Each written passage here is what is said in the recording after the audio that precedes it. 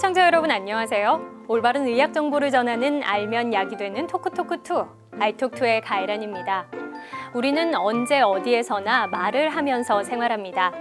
의사소통을 하지 않고 생활하는 것은 참 어려운 일이죠. 그런데 우리에게 이렇게 필수 불가결한 의사소통을 막는 큰 고민거리가 있습니다. 바로 입냄새인데요. 우리의 사회생활을 어렵게 만드는 입냄새. 오늘 알톡2에서는 이 고민을 어떻게 하면 해결할 수 있을지 자세히 알려드립니다. 자, 그럼 가혜란의 알력 톡톡2 지금 시작해볼까요?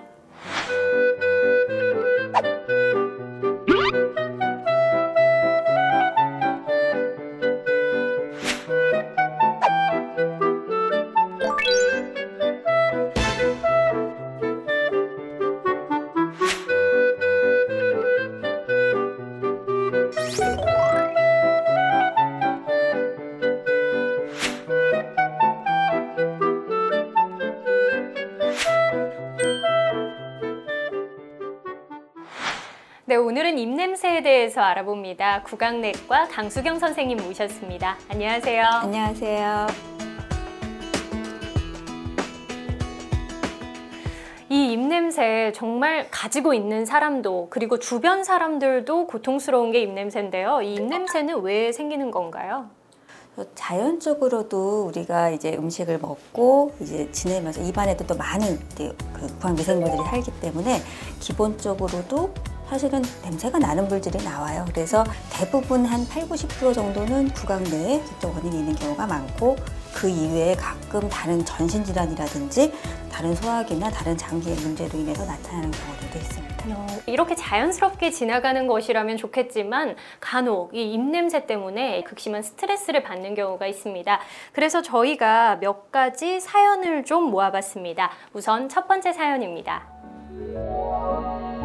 30대 주부입니다. 제 스스로 입냄새가 난다고 생각해 본 적이 없는데 어느 날 딸이 제게서 입냄새가 난다며 뽀뽀를 피하더라고요. 저로선 좀 충격이었는데요. 평소 입마름이 심한 것 외엔 별다른 구강질환은 없습니다. 선생님, 전 무엇이 문제인 건가요? 네, 이 사연 속의 주부처럼 누군가 말해주기 전까지는 내가 입냄새가 나는지 모르다가 갑자기 이렇게 얘기를 해줘서 당황스럽고 위축이 되는 경우들도 있거든요. 이게 가장 좋은 건 본인이 스스로 아는 건데 어떻게 하면 내가 입냄새가 나는지 혹은 괜찮은 상태인지 좀 구분을 할 수가 있을까요?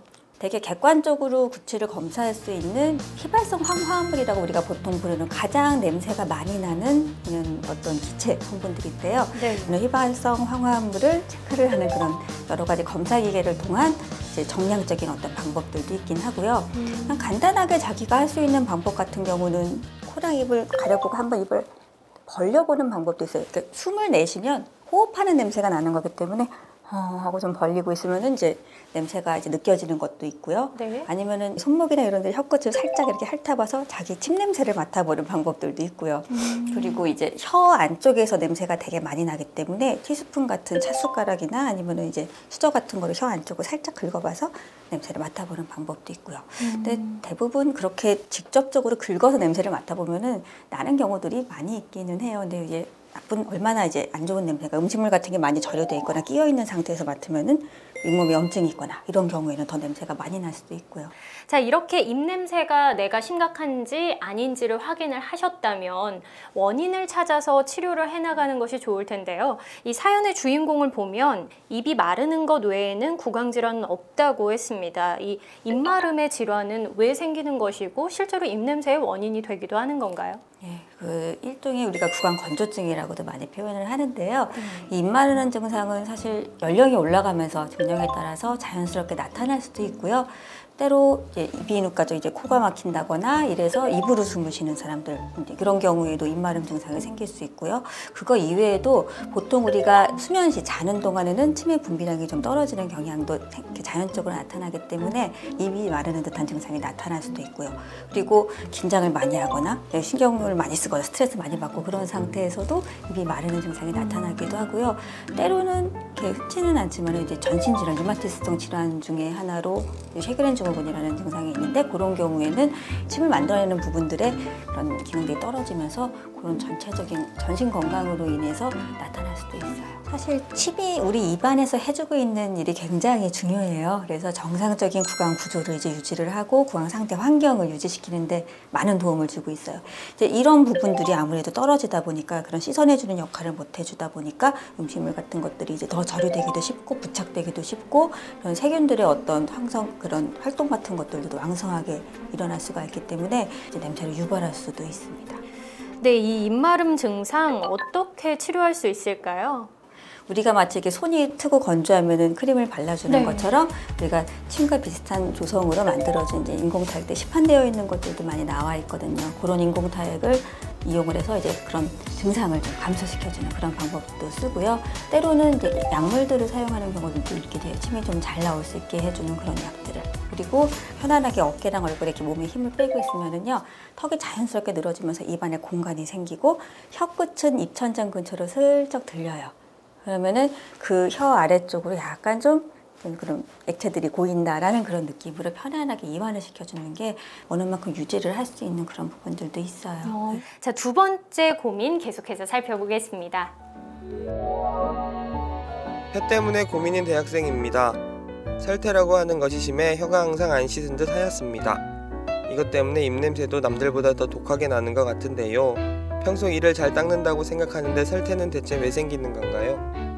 네, 선생님, 이 사례자처럼 혀가 하얗거나 까맣게 변하게 되는 설태는 실제로 왜 생기는 것이고 또 입냄새의 원인이 될 수도 있는 건가요? 정상적으로도 사실 어느 만큼 설태는 생겨요. 입안에 무균 상태가 될 수가 없기 때문에. 근데 그런 부분들이 제대로 제거되지 못하고 계속 절유가 되고 또 이제 그 혀 자체가 유두라고 우리가 보통 표현하는 울퉁불퉁한 표면으로 되어 있기 때문에 그런 세균이 부착되기도 쉽고 음식물 잔사가 안쪽으로 쌓이기도 쉽고 또 입안은 닫혀있는 공간이다 보니까 저복구멍 안쪽에서는 그런 친구들이 이제 부패작용이나 이런 걸 활발히 일으킬 수 있기 때문에 냄새가 날 수 있는 기체를 많이 만들 수가 있어요. 그런데 이 사례자분의 경우에도 본인은 양치질을 열심히 한다고 하는데 설태가 사라지지 않는다고 했습니다. 네. 이렇게 생각보다 나는 잘하고 있는 것 같은데 결과물이 좋지 않은 경우가 꽤 있거든요. 혀의 설태를 제거하기 위해서는 어떻게 좀 씻으면 좋을까요? 보통 양치질한 이후에 칫솔로 그냥 혀를 대부분 이렇게 문질러가지고 많이 닦아내시거든요. 근데 네. 앞쪽 부분은 사실 혈태가 잘 안 생겨요. 그리고 그러니까 칫솔로 쉽게 닦을 수 있는 부분들은. 하지만 주로 설태가 잘 생기고 냄새가 많이 나는 그런 부분들은 혀의 뒤쪽 부분이거든요. 근데 그런 부분을 이 칫솔로 닦으려고 하면은 구역질이 나기 때문에 그렇죠. 칫솔이 들어갈 수가 없어요. 그래서 보통 이렇게 좀 얇은 식으로 이제 혀를 닦는 도구들이 많이 나와 있거든요. 이런 부분으로 뒤쪽 부분부터 살살 앞으로 이렇게 쓸어내리듯이 이런 식으로 가볍게 쓸어낸다라는 느낌으로 닦아주시면 돼요. 그리고 아무리 열심히 닦는데 그렇게 설태가 계속 생겨 있고 하얗게 덮개가 앉아 있는 느낌이 들면서 아프기도 하다 그런 경우에는 간혹 이제 캔디다증, 구강 내 어떤 감염 증상일 수도 있기 때문에요. 그런 경우에는 우리가 이제 병원에 내원하셔가지고 한번 검사를 받아보시는 것도 좋습니다. 네. 오늘은 입냄새에 대해서 이야기 나눠보고 있는데요. 잠깐 보고 올 것이 있죠? 우리 몸을 더욱 건강하게 하는 알약 튼튼입니다.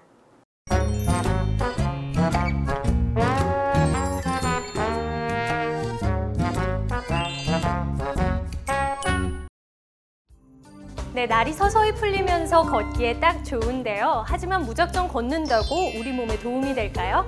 그래서 준비했습니다. 앞으로 5주 동안은 걷기 전에 우리 몸을 더욱 건강하게 만드는 준비 동작 배워봅니다. 자, 그럼 오늘도 봄바람처럼 반가운 이종석 선생님과 함께 해볼까요? 안녕하세요. 네, 안녕하세요. 네, 선생님 걷기 전에 준비 동작이라고 하는데 뭐 그냥 국민체조 같은 거 하면 되는 건가요? 아, 그런 건 아니고요. 실제로 걷기 전에 내 몸을 알아가는 과정입니다. 내가 어떻게 걷고 있고 내 중심이 어떻게 쏠려 있고 그리고 어떻게 걸어야 하는지. 그래서 아기 때는 자연스럽게 됐던 것이 살면서 무너졌다가 다시 이제 우리가 빌드업을 하는 과정이 되겠습니다. 이 생활 습관 때문에 중심축이 흐트러졌던 것을 바로 잡아주는 동작이라고 하는데요. 바른 자세 하나하나 꼼꼼히 배워볼까요? 여자분들은 다리를 많이 모아서 앉으세요. 네. 그러다 보니 자, 허벅지 근육이 이제 안쪽이 많이 발달을 해서 이렇게 몸을 가져갑니다. 이렇게 가져가게 되면 다리가 항상 이렇게 돼서 O자 다리로 보여지는 경우가 있습니다. 그래서 보행 자체도 이렇게 하시는 분들이 많으세요. 그리고 반대로 팔자걸음을 걷는 분들도 이제 비슷한 경우로 반대로 틀어진다고 생각하시면 돼요. 그래서 그분들을 위한 준비 동작인데, 이렇게 해서 벌어져 있는 분들은 발을 붙여서 엉덩이에 힘을 주고 이렇게 똑바로 서주십니다. 자, 바른 자세를 만들고 나서 눈을 감아줍니다. 자, 눈을 감아주면 본인이 평소에 틀어졌던 부분이나 체중이 원래 실려있는 부분으로 자꾸 기울어지게 됩니다. 그래서 그것을 원래 자리로 몸 뒤쪽으로 살짝 가져옵니다. 중심에 맞게. 처음에 힘드신 분들은 뭐 내가 못 잡겠다 쓰러지기 직전까지 해주시면 되고요. 잘 하시는 분들은 한 1분 정도 서 있으시면 되겠습니다. 네. 자, 그럼 바른 자세 함께 해볼까요?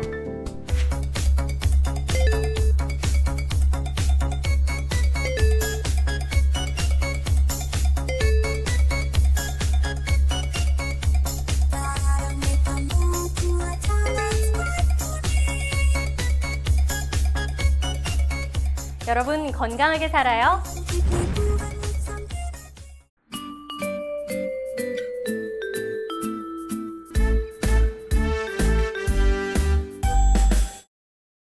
네, 알약 튼튼 보고 오셨는데요. 세 번째 사연 만나볼까요? 하루 한 갑 이상 담배를 태우는 직장인입니다. 자주 태우는 만큼 냄새 풍기는 것이 싫어서 구강청결제를 빈번하게 사용하는 편입니다. 그런데 한편으로는 이런 제품을 자주 사용해도 괜찮을지, 구강 건강에 해를 끼치진 않을지 걱정도 됩니다.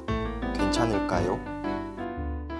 네, 담배 태우는 것을 즐겨하는 직장인의 사연이었는데요. 이 담배나 술을 즐겨하시는 분들 중에 입냄새 때문에 고민하시는 분들도 꽤 있거든요. 이건 직접적인 영향을 미치는 거죠? 아주 많이 미치죠. 특히 흡연 같은 경우는 그 담배 자체의 냄새도 그렇고요. 이제 그게 체내에 흡수되면서 다시 나타나는 그런 냄새들도 많이 있고요.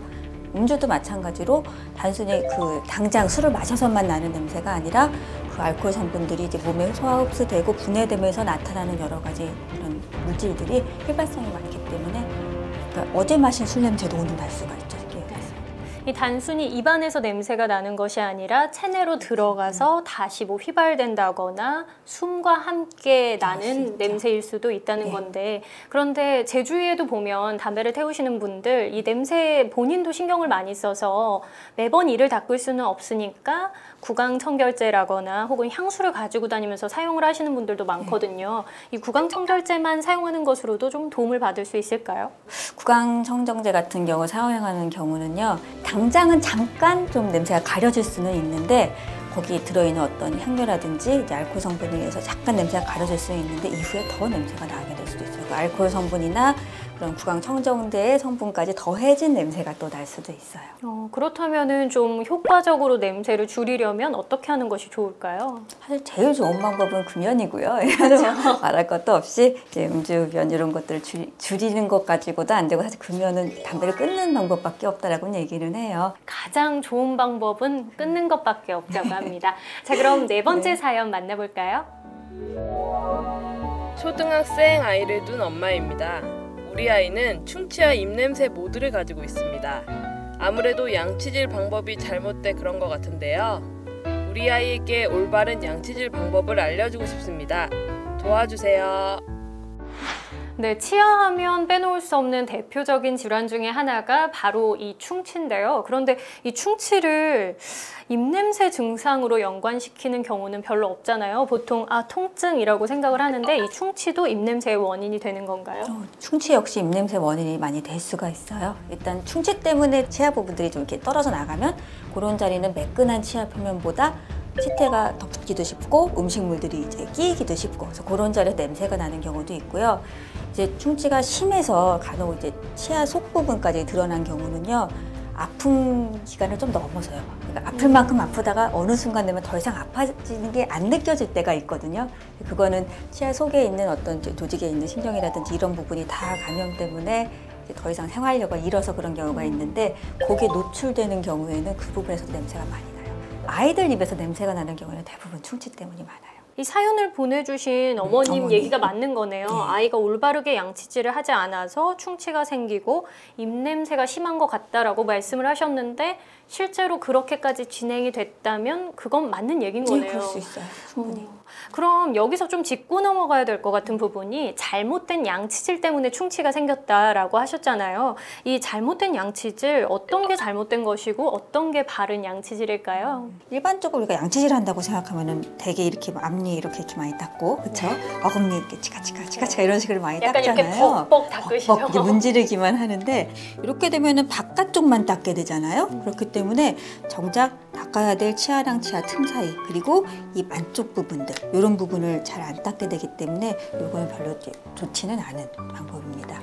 올바른 칫솔질은 어떻게 하면 되는 건가요? 보통 이제 어금니 한 2개 정도 크기가 되는 칫솔을 선택하는 게 좋다고 해요. 너무 칫솔이 크거나 너무 작아도 좀 적당하지는 않고요. 그래서 이제 치아랑 치아축이랑 잇몸 사이에 이렇게 한 45도 정도 각도가 되게끔 치아를 위치시킨 다음에 가볍게 문지르듯이 하다 이렇게 쓸어 올리는, 그래서 윗니는 위에서 아래로, 아랫니는 아래에서 위로 이렇게 쓸어 올려주는 방법들을 한 자리에서 반복을 해주면 되고요. 이 자리에서 다 닦았으면은 앞쪽으로 이동을 해서 치아를 한꺼번에 다 닦는 게 아니라 한 자리에서 5회 이상들 반복을 한 다음에 이만큼 닦아줬으면 그 앞으로 이제 이동을 해가지고 닦는 방법이 있고요.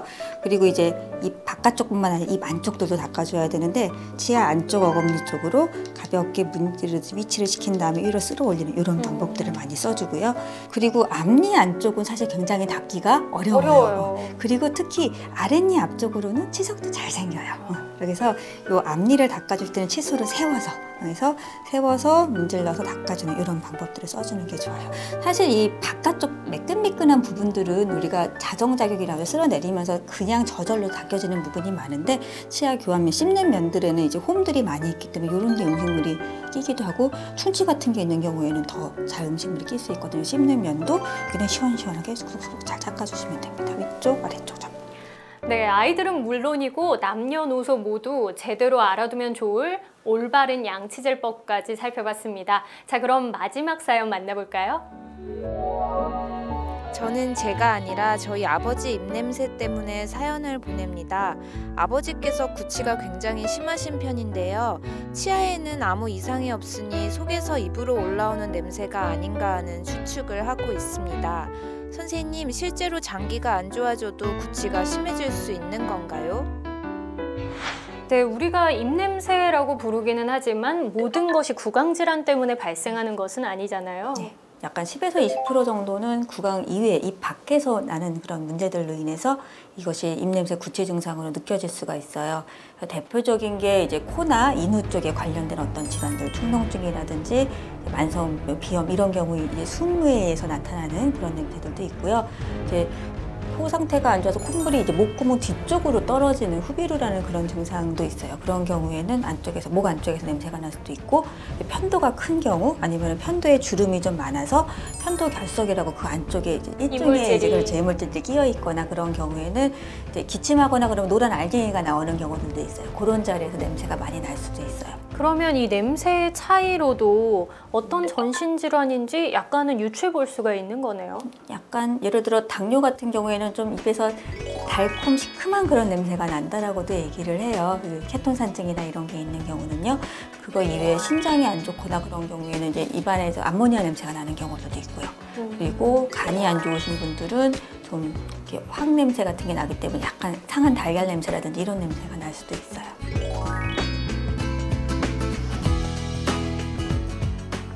혹시라도 그런 증상이 느껴지거나 그러면은 이제 병원에 내원하셔서 검사를 받고 확인을 해서 치료를 하시는 게 필요하죠.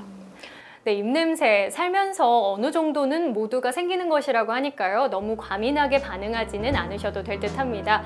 개인 위생 관리에 신경 쓰시고요. 그리고 꾸준히 검진 받으시고 금연, 절주하신다면 구강 건강은 물론이고 입냄새로부터도 자유를 얻으실 수 있을 듯합니다. 알약톡톡 오늘은 여기까지고요. 다음 주에 뵙겠습니다.